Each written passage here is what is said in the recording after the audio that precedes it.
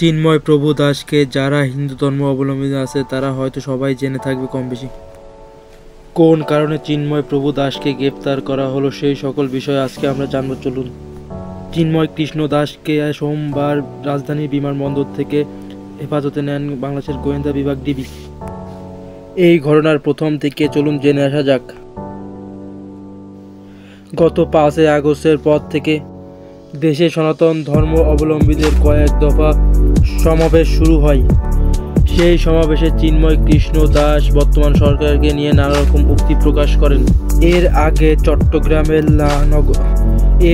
চট্টগ্রাম নগরের লালদিঘি মাঠে 8 দফা দাবিতে সমাবেশ করা হয়।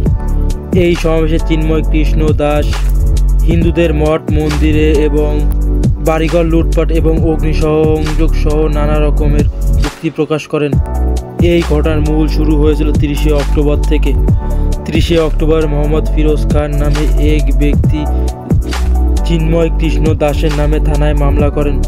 মামলাটি হয়েছিল যে জাতীয় পতাকার অবমাননা নিয়ে। মোহাম্মদ ফিরোজ খান চিন্ময় কৃষ্ণ দাস সহ আরও 19 জনকে নিয়ে মামলা করেছিল এটি। এই ঘটনায় 2 জনকে গ্রেপ্তার করে আইন শৃঙ্খলা বাহিনী। তারা হলেন রাজেশ চৌধুরী এবং হৃদয় দাস। এবার চলুন জেনে আসা যাক মামলাটা কিসের কারণে হয়েছিল। গত 5 আগস্ট গণ অভ্যুত্থানের পর বৈষম্য বিরোধী ছাত্র জনতা নিউ মার্কেট মোড়ে একটি জাতীয় পতাকা উত্তোলন করেন। গত 25 অক্টোবর লালদিঘি মোড়ে সমাবেশের সময় পতাকার ওপর সাম্প্রদায়িক ধর্মীয় গোষ্ঠী ইসকনের গরুয়া রঙের ইসকনের পতাকা উত্তোলন করে। আর এই সব কারণে চিন্ময় কৃষ্ণ দাস সহ আরও 19 জনকে টোটাল 20 জনকে মামলা দেওয়া হয়েছিল। এবার আসুন বলা যাক যে চিন্ময় দাসকে কোথা থেকে গ্রেপ্তার করা হলো। চিন্ময় কৃষ্ণ দাসকে ঢাকা থেকে চট্টগ্রামের উদ্দেশ্যে যাওয়ার পথে বিমানবন্দরে গ্রেপ্তার করে বাংলাদেশ ডিবি।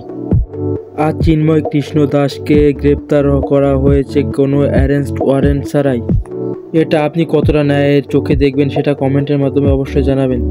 একটা মানুষকে অ্যারেস্ট করতে গেলে প্রথমে তো পুলিশকে অ্যারেস্ট ওয়ারেন্ট দেখাতে হয়, তাহলে এরা কি করে অ্যারেস্ট ওয়ারেন্ট ছাড়াই একটা মানুষকে গ্রেপ্তার করতে পারলো? কমেন্টের মাধ্যমে অবশ্যই জানাবেন। পারলে একটা সাবস্ক্রাইব, একটা লাইক করবেন। একটা দেশে মানুষ কি চায়? স্বাধীনভাবে বাঁচতে চায় না?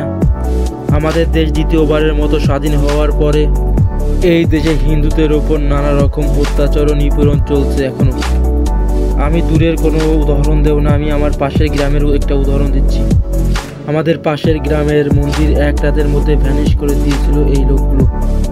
আসলে প্রশ্ন কি এটা আসে না যে বাংলাদেশ স্বাধীন তো হয়েছে, কিন্তু এখনও কি হিন্দুরা নিরাপদে আছে কি? আর হিন্দুরা নিরাপদ থাকলেও কতটা নিরাপত্তা একটা বিষয়। আপনার কমেন্টের মাধ্যমে অবশ্যই জানাবেন আমাকে। পারলে একটা লাইক এন্ড একটা সাবস্ক্রাইব করবেন।